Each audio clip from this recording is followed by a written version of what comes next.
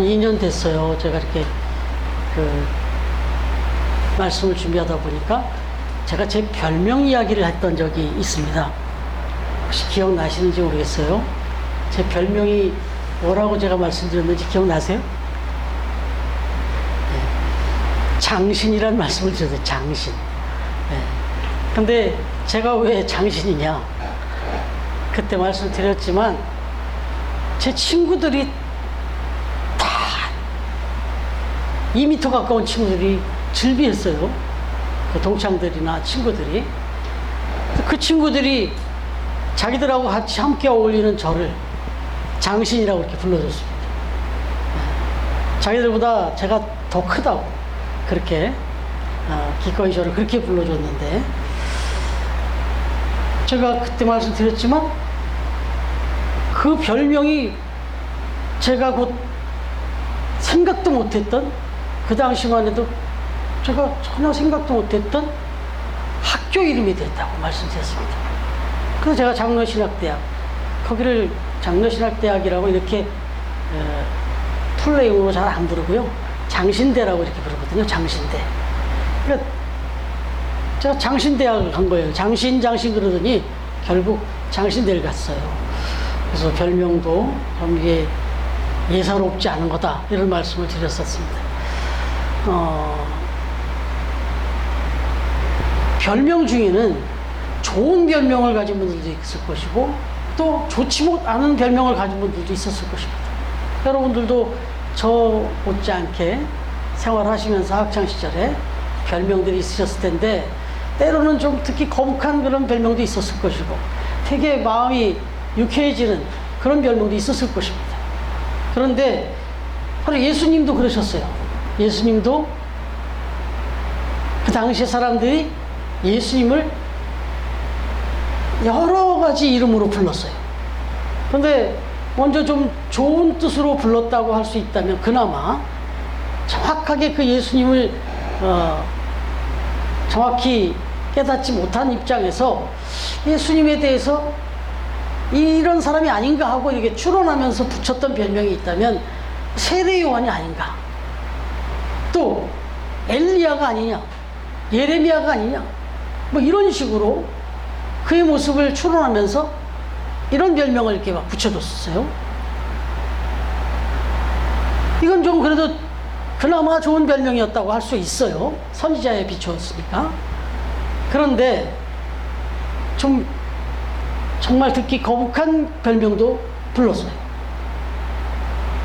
먼저는 예수님께서 막 사역을 행하시면서 귀신들을 막 쫓아내는 사역을 많이 하셨잖아요. 그랬더니 저건 아무래도 귀신의 왕 바알세불의 힘을 얻어가지고 저렇게 귀신을 쫓아내는 저런 일들을 하는 것 같으니까 저건 귀신의 왕초다, 귀신의 우두머리다, 이렇게 또 불렀던 사람들이 있었어요. 그런가 하면 뭐 보니까 뭐 세례 요한이라고 하는 사람 같은 경우는 해도 적어도 금식도 하면서 그런 뭔가 그 거룩한 모습을 보이고 정결한 모습을, 세상의 욕심을 끊는 듯한 이런 모습을 많이 보여줬는데, 이 예수님은 보니까 툭 하면 가서 아무거나 들어가서 밥을 먹거든요. 만나면 밥을 먹는 거예요. 그래서 그 모습을 보면서 저건 완전히 향락주의자다, 세속주의자다, 이렇게 또 별명을 붙여서 부르는 사람들도 있었다는 겁니다. 그런가 하면 예수님이 만나는 사람들을 보니까 맨 죄인들이에요. 세리들, 창녀들, 뭐 정말 꺼릴 만한 사람들, 그런 사람들하고 늘 만나는 거예요. 그런 사람들 찾아가고 그런 사람들을 하고 교제하고, 그래서 죄인의 친구다, 이런 별명도 붙었었죠.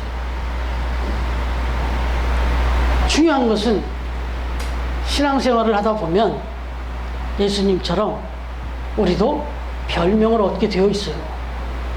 그런데 부인할 수 없는 저와 여러분의 공통된 별명이 생겼죠. 크리스찬, 그리스도인이라는 별명이 우리에게 붙었어요. 그런데 그리스도인이라는 별명은 붙었는데, 과연 그리스도인이라면 그리스도인이라는 별명을 붙었는데, 그러면 이 안디옥 교회에서 처음 그런 그리스도인이라는 별명을 받게 됐는데, 과연 그리스도인이란 어떤 정체성을 갖고 있느냐?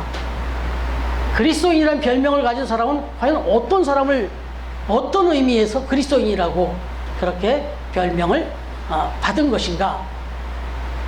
이 생각을 해보게 되는 거예요. 그래서 그게 오늘 말씀 속에 그리스도인들은 이런 사람들이다라고 하는 것을 밝혀주면서 바로 그리스도인들에게 주어진 이 별명의 정체성, 속성을 설명해 주고 있다는 거죠. 그래서 오늘 그 말씀을 이제 살펴보려고 하는데, 첫 번째가 뭐냐? 첫 번째가 그리스도인들이라고 하는 것은 보내심을 받은 자들이다라는 뜻이라는 거예요. 그리스도인들이라고 하는 것은 그 별명의 뜻은 보내심을 받은 자들이라고 하는 별명이다, 이런 뜻이에요. 여기 지금 4절 5절 한번 같이 한번 다시 읽어볼까요? 시작. 두 사람이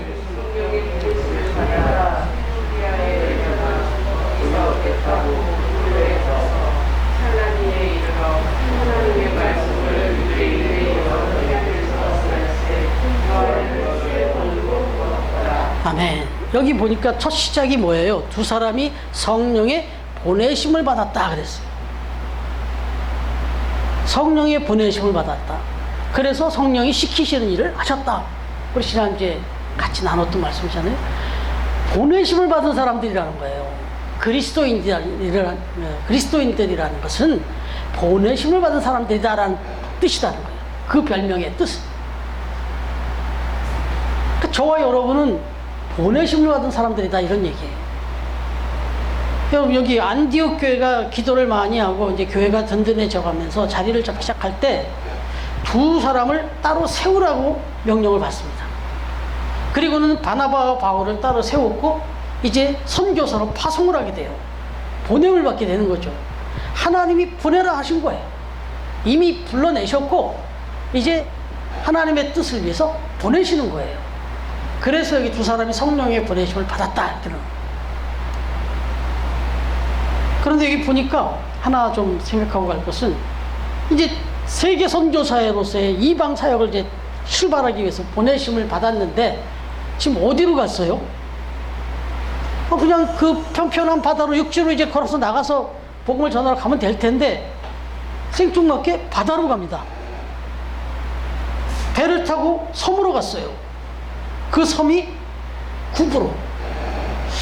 왜 하필 보내심을 받았는데 섬으로 배 타고 구브로를 갔을까요? 이유가 있죠. 이 바나바와 바울이 갔는데, 사울이라고 하는, 바울이라고 하는 사울이 이제 같이 갔는데, 바로 이 바나바의 고향이 구브로예요.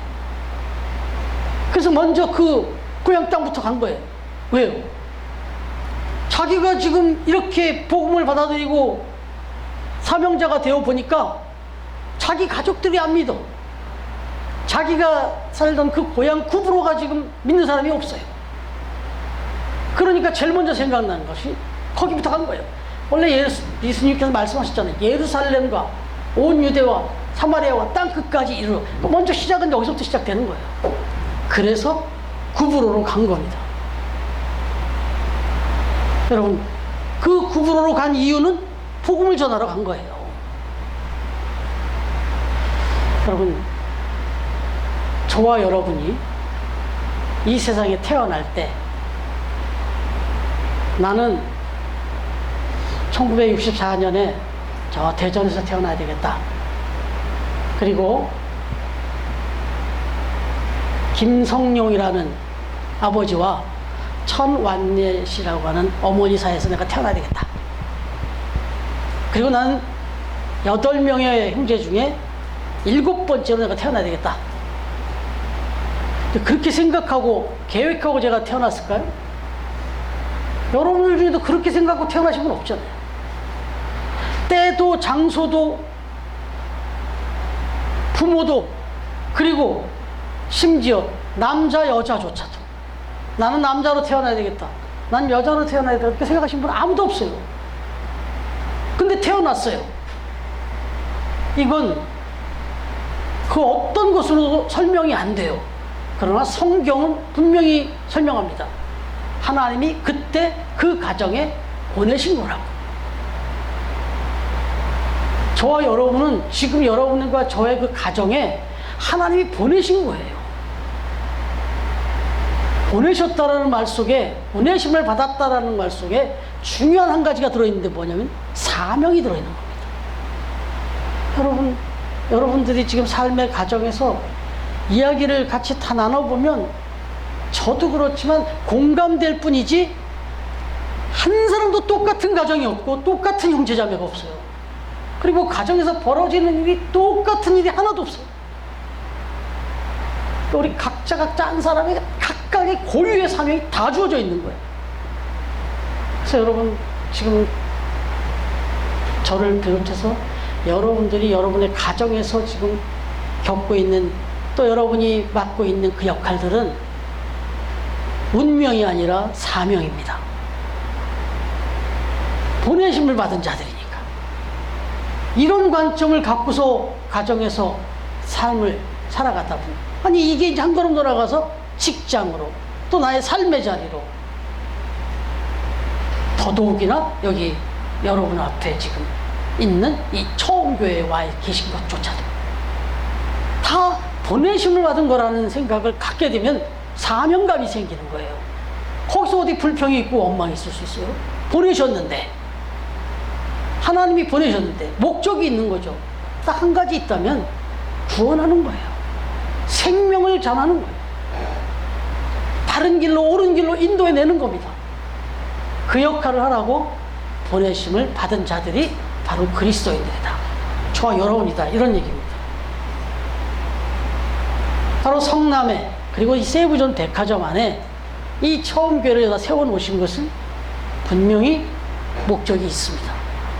지금 이제 3년이 넘어가니까 우리가 이제 조금씩 이 백화점의 직원들에게도 조금 더 구체적으로 복음을 전하게 됐고, 또 이 매장에 찾아오는 분들에게도 그동안은 좀 소극적이었잖아요, 우리가 아무래도. 그러나 지금은 이제 좀 더 적극적으로. 어제도 기도하러 가다 보니까 그 앞에 앉아 계신 분이 열심히, 한 사람은 전하고 있고 한 사람은 열심히 뭘 읽고 있는 거 보니까 처음 만나러 열심히 읽고 있는 거예요. 그래서 내가 성모한테 막 흐뭇해갖고 저기 보라고 내가 줬어요 그러더라고. 네, 커피 마시고 딱 하는 거, 자주 오시는 분이라 드렸다는 거예요. 사모가 그렇게 예뻐 보일 수 없고, 정말 이제 그런 역할을 우리가 해야죠. 예. 보내심을 받은 자들이다라는 거 잊지 않고, 이제 얼마 안 있으면 또 명절이 다가와요. 추석 명절이. 그때 또 말씀을 전하겠습니다만 사명을 받은 자라는 생각을 가지시고 정말 가족들 한 분 한 분 품고 기도해 주시고, 그리고 또 좀 일반적인 마음을 좀 넘어서서 그렇게 잘 섬기시고, 그래서 궁극적으로 그 영혼도 구원받을 수 있도록, 저 역시도 지금 아직 구원받지 못한 가족들이 있어요. 네. 두 번째로는 이 그리스도인들이라고 하는 이 별명 속에 담긴 숨은 뜻은, 오늘 말씀을 보니까 6절부터 8절까지 나오는데 지혜 있는 자들이다라는 겁니다. 그리스도인들이라는 것은 지혜 있는 자들이라는 뜻이다 이거예요. 6절부터 8절을 한번 같이 읽겠습니다. 시작.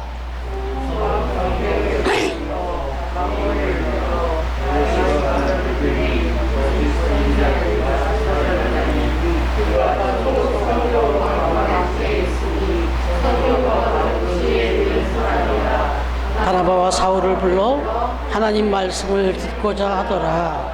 이 마술사 엘루마는 이 이름을 번역하면 마술사라. 그들을 대적하여 총독으로 믿지 못하게 힘쓰니. 여러분 여기 보니까 이제 바울과 바나바가 보내심을 받고 이제 전도로 처음 알아갔는데 구부로였다고 했는데, 고향이었기도 하고 여러 가지 의미가 있어 갔는데, 거기는 아직도 역시 로마의 식민지였어요. 역시 그러다 보니까 로마에서 파송한, 임명에서 파송한 총독이 거기 있었어요. 근데 그 총독 이름이 뭐라고요? 서기오 바울. 서기오 바울이라는 또 공교롭게도 또 바울이네요. 예, 서기오 바울이라는 사람이 총독으로 있었어요. 그런데 그 서기오 바울 총독에 가가지고 바나바와 바울이 담대하게 전도를 했다는 거예요. 이게 사명감에 불타면 할 수 있어요. 그냥 사명감을 못 느꼈으면 거길 가기도 그렇고, 가서 또 어떻게 총독을 찾아가서 무슨 자격으로 그렇게 담대히 전하겠어요. 그런데 나는 보내심을 받은 자라는 사명감이 있었기 때문에 이렇게 당당히 가서 전했던 거예요. 그런데 그 복음을 전하러 갔는데 그것도 힘든 일인데 더 중요하게 방해가 있었어요. 요소가 있었어요. 그 서기오 바울 옆에는 아주 신복같이 딱 의지하고 있는 무당 같은 사람이 하나 있었어요. 엘루마라고 하는 사람이 딱 있더란 말이에요. 근데 이 사람은 바예수다, 유대인 거짓 선지자였다. 유대인 중에 거짓 선지자가 빌붙어가지고 이 총독의 그 마음을 막 이렇게 맞춰주면서, 비유 맞춰주면서 선지자 노릇하고 있었던 거예요.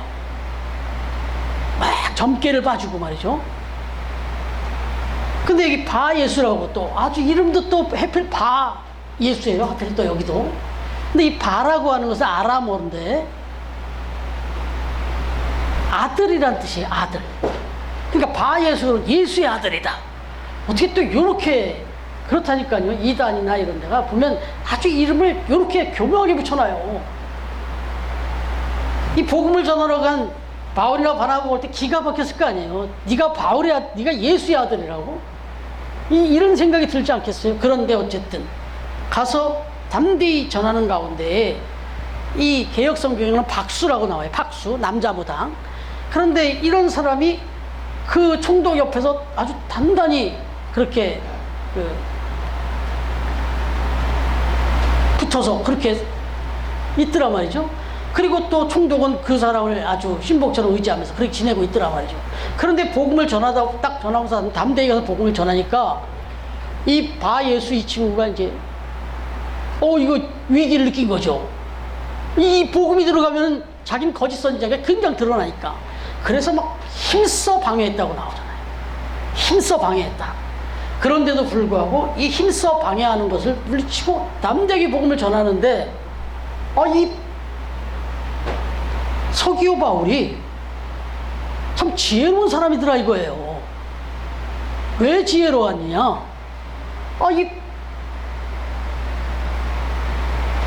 이 박스무당, 이 바예수 말 그동안에 들어봤지만 이것보다 여기 보니까 하나님의 말씀을 들었다는 거예요. 서기오 바나바와 바울을 불러가지고는 니들이 전하는 그 말씀을 듣고 싶다는 거예요. 이거 자체가 지혜로웠다는 거예요. 이거 자체가. 그런 박수무당의 말 다 떨쳐버리고 너 가만히 있어. 딱 제껴놓고 바울과 바나바에게 귀를 기울일 수 있었다. 이게 지혜로웠다는 거예요.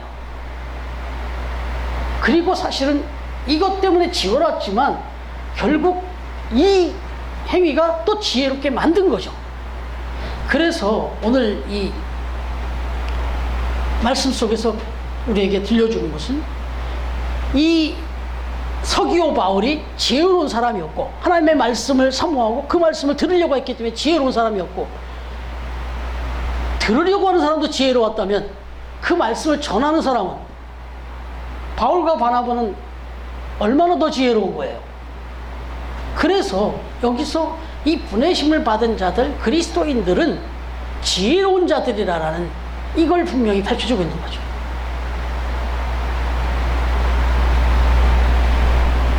오늘 말씀 12절을 이제 마지막 마무리할 때 보시면요, 같이 한번 읽어볼까요? 시작. 이에 총독이 그렇게 된 것을 보고 믿으며 주의 가르치심을 놀랍게 여기느라. 예, 이제는 이 말씀 가르쳐준 걸 또 그 앞에서 그 바예수가 그냥 맹이 되는 것도 봤고, 그 다음에 말씀의 능력도 봤죠. 그 다음에 전하는 말씀의 그 위엄이 이게 범상치 않구나 하는 걸 깨니까 놀랄 정도로 이 말씀을 말씀으로 받아들인 이 서기오 바울이 지혜로운 사람이었고, 이 말씀을 전한 바울과 바나바도 지혜로운 자들이었다는 얘기예요. 그러면 이 말씀을 듣고 있는 저와 여러분은 지혜로운 사람들이에요. 저와 여러분은 지금 정말 지혜로운 사람들이에요. 오늘 이 시간에 이 자리에 와서 말씀을 들으러 왔다, 예배를 드리러 왔다, 정말 지혜로운 사람들인 거죠. 여러분, 우리 백화점 같은, 우리 세이브점 같은 백화점이 독일에도 많이 있었지 않겠어요? 그런데 어느 백화점에 이 엘리베이터가 너무 속도가 느리다고 막 불평을 하는 그런 고객들이 많았대요. 그래가지고 이걸 어떻게 좀 개선을 해야 되나 하다가 정말 좀 빠르게 움직이는 그런 엘리베이터로 좀 고쳐야 되나. 근데 그것도 딜레마죠. 사실 백화점이 이 천천히 움직이고 다 이유가 있어요. 빨리 움직이는 것이 그렇게 상술로 좋은 것도 아니거든요. 어찌됐든 불평이 자꾸 나오니까 이걸 어떻게 고민할까? 이 불평을 어떻게 좀 만족시켜 줄 수 있나? 엘리베이터를 고치자니 안 고치자니, 그리고 고치면 또 어마어마한 돈이 들기도 하거든요. 그렇게 고민하던 중에 한 미화원이, 그 백화점을 청소하는 미화원 한 여성이 그 고민을 듣고는 아이디어를 하나 제시를 했다는 거예요. 뭐냐면 그 엘리베이터 앞에 또 엘리베이터 안에 큰 예쁜 거울을 한번 달아보십시오. 그러면 사람들은 그 거울을 쳐다보게 될 것이고 다 자기 외모에 관심이 있어서 그렇게 불평하고 원망하면서 찌그러진 그 얼굴, 그 거울에 비춰질 때 얼른 얼굴을 필 거다. 그리고 또 그 거울 보느라고 엘리베이터 늦은 거 다 잊어버릴 거다. 그러니까 한번 거울을 한번 달아보십시오. 이렇게 얘기를 했대요. 근데 그 얘기가 아주 설득력이 있어서 거울을 달아봤더니 대성공이었답니다. 그 거울을 보면서 자신을 본 거예요. 막 짜증내고 불평하는데 그 비친 거울을 보니까 자기 얼굴이 너무 못생긴 거예요. 그리고 또 그 와중에 또 자기 옷들을 또 보게 된 거예요. 다 뭐 좀 사러 온 사람들 아니겠어요? 대성공을 거뒀대요. 그런데 이 이야기는요, 정신분석학자들이 중요한 얘기를 해요. 이 거울을 이용할 줄 알고 거울을 통해서 자신을 투영해서 자신이 그 거울 속에 있는 존재가 자기라는 걸 인지하고 이렇게 거울을 사용할 줄 아는 존재는 인간뿐이다. 인간의 지혜로운 이유는 다른 어떤 동물이나 다른 어떤 거에 비해서 지혜로운 이유는 거울을 볼 줄 알기 때문이다. 거울을 통해서 자신을 볼 줄 알기 때문이다. 이렇게 얘기를 했어요. 그런데 한 것 더 나가죠. 이제 이 정신분석학자들, 단순히 유리 거울만이 아니다, 이런 얘기를 해요. 역사의 거울도 볼 줄 알고, 양심의 거울도 볼 줄 알고, 이웃이라고 하는 거울도 볼 줄 아는 게 사람이다. 이런 것들을 통해서 사람은 지혜로워지는 거다. 자기 자신을 보게 되니까. 다른 사람을 통해서 나를 볼 줄 아는 거잖아요. 역사를 통해서 나를 볼 줄 알고, 양심을 통해서 나를 보잖아요. 양심의 거울로. 여러분, 이런 것들을 통해서 우리를 볼 줄 알기 때문에 지혜롭다 그랬는데, 이 세상에서 가장 완벽하게 나를 비춰주는 게 있어요. 나를 근원적으로부터 온전하게 비춰주는 거울이 있습니다. 그 거울이 바로 말씀의 거울인 거예요. 이 성경의 거울이라고. 그러니 이 성경 말씀을 사모하고 이 말씀을 통해서 나를 볼 줄 안다면 이 세상에서 가장 지혜로운 사람이죠. 그래서 그리스도인이라고 하면 이 하나님의 말씀을 통해서 나를 볼 줄 아는 지혜로운 사람들이다 그랬어요. 이 시간에도 말씀을 들으면서 이 말씀을 통해서 아무개 생각하지 마시고 나를 봐야 돼요. 나를. 이 말씀을 통해서 나 자신을 봐야 돼요. 나는 정말 보내심을 받은 자들이라는 그런 사명감 가운데 살고 있는가? 나는 정말 말씀을 통해서 날마다 나 자신을 보고 있는가? 이거예요, 이거. 그래서 잠언 9장 10절에 보니까 여호와를 경외하는 것이 지혜의 근본이요 거룩하신 자를 아는 것이 명철이니라 그랬습니다. 여러분, 찰스 스탠이라고 하는 유명한 경건학자가 있는데, 저는 두란노서원에서 이분 책을 출판을 해가지고 성경 시리즈를 막 20권까지 내가지고 얼마나 많이 이렇게 보급을 했었는지 몰라요. 근데 이분이 그런 얘기를 해요. 나의 가치를 높여주는 지혜라는 책을 썼어요. 한번 읽어보시면 좋겠어요. 2003년에 나왔어요. 오래됐어요. 근데 저도 다 읽지 못했어요. 그러나 나의 가치를 높여주는 지혜라는 이 책에서 아주 중요한 질문을 하는데, 도전적인 질문을 합니다. 당신은 얼마나 지혜로운 사람입니까? 단도직입적으로 물어요. 그러면서 만약 당신이 당신 스스로를 지혜로운 사람이라고 여긴다면 무슨 근거로 그와 같은 결론에 도달했습니까? 여러분들에게 아마 똑같이 묻는 거예요. 그러면서 세 가지 질문을 합니다. 뭐라고 첫 번째 질문을 하냐면, 어떻게 하면 건강한 삶을 살 수 있는지에 대해서 당신은 당신의 몸을 직접 지으신 하나님보다 더 지혜로울 수 있다고 생각하십니까? 이렇게 물어요. 이 말씀 준비하면서 이걸 다시 찾으면서 저 자신을 많이 돌아봤어요. 우리 얼마나 건강 얘기 많이 해요. 그 다음에 두 번째 또 질문을, 돈과 재물 등의 관리에 있어서 당신은 이 세상의 모든 만물의 주인이 되시는 하나님보다 더 지혜로울 수 있다고 생각하십니까? 세 번째, 어떻게 하면 이 세상에서 성공적인 삶을 살 수 있는지에 대하여 당신은 이 세상을 직접 창조하시고 지금도 직접 다스리고 계시는 그 하나님보다 더 지혜로울 수 있다고 생각하십니까? 이렇게 물어요. 저는 이 세 가지에 하나도 대답할 수가 없어요. 혹시 이 세 가지 질문에 대답하실 수 있습니까? 여러분, 그렇습니다. 하나님보다 더 지혜로운 분은 이 세상에 아무도 없습니다. 그 하나님의 당신의 지혜를 우리에게 보여주시고 우리에게 들려주신 거울이 말씀의 거울이다, 이겁니다. 이것을 깨닫고 하나님의 지혜 말씀에 자신의 삶을 맡기고 그렇게 살아가는 사람, 바로 그리스도인들이라는 얘기죠. 그래서 지혜로운 사람들이다 라고 하는 것입니다. 그래서 그리스도의 별명은 지혜로운 사람들이랍니다. 그리고 마지막으로 9절부터 11절 다시 한번 같이 읽겠습니다. 시작. 바울이라고 하는 사울이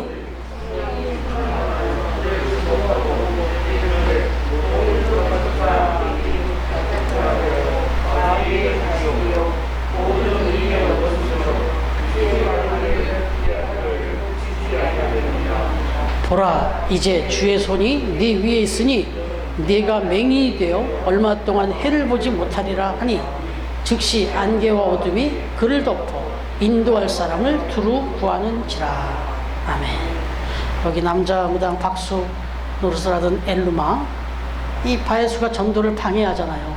그때 바울 사도가 거짓과 악행이 가득한 마귀의 자식이라고 그 떠나가라고 막 호통을 치면서 주의 손이 네 위에서 너를 치리라 했더니 그 자리에서 그대로 그냥 눈이 멀어버리고 맹인이 돼버리더라는 거예요. 여러분, 이 능력이 어디서 나오죠?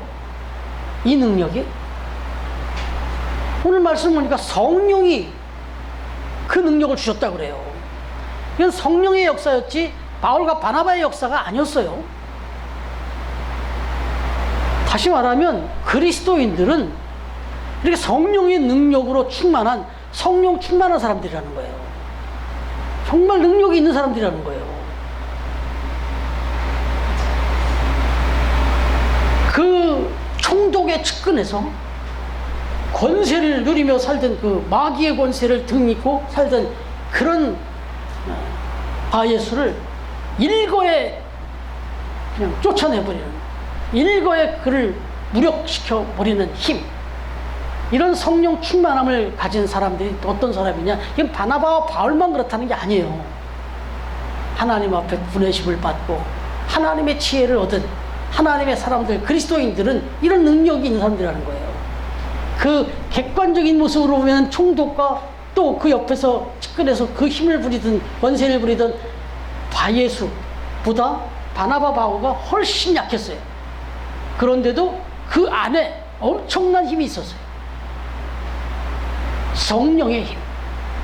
여러분, 저는 제가 생생하게 겪었던 건데 다 아시다시피 옛날 자동차 중에 스텔라라는 차가 있었잖아요. 그 스텔라 자동차가 정말 힘이 없었어요, 차가. 왜 그랬냐면 모양만 중형차였지 그 안에 엔진은 그 당시에 처음 나왔던 포니 자동차의 엔진이 그대로 들어갔어요. 그러니까 소형차 엔진이 들어갔는데 소형차에서는 이 엔진이 아주 힘을 발휘했는지 모르지만 스텔라라고 하는 중형차에 지금 같은 그랜저 같은 차에다가 그 소형차 엔진을 갖다 달았으니 이게 무슨 힘이 있겠냐고. 제가 아는 목사님이 스텔라 차를 타고 거기다 책을 잔뜩 싣고 이렇게 가시는데 막 달달달달달 하고 가시는 걸 제가 봤어요. 직접 봤어요. 정말 힘이 없더라고요. 여러분, 자동차의 능력은 차체가 아니고 그 엔진이란 말이에요. 엔진의 힘이란 말이에요. 우리 그리스도인은 겉으로 보면 뭐 초라할 수 있어요. 아주 뭐 약해 보일 수 있어요. 그러나 진짜 중요한 것은 무명한 자 같지만 유명한 자고, 가난한 자 같지만 모든 사람을 부욕해 줄 수 있는 자라는 거예요.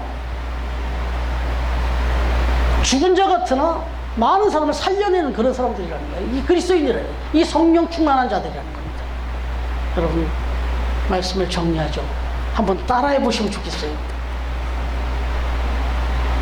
나는 보내심을 받은 사람입니다. 나는 지혜 있는 사람입니다. 나는 성령 충만한 사람입니다. 예. 이제 같이 한번 이 세 개를 이어서 한번 해볼게요. 이번에는 우리는입니다. 시작. 우리는 보내심을 받은 사람들입니다. 우리는 지혜 있는 사람들입니다. 우리는 성령 충만한 사람들입니다. 아멘.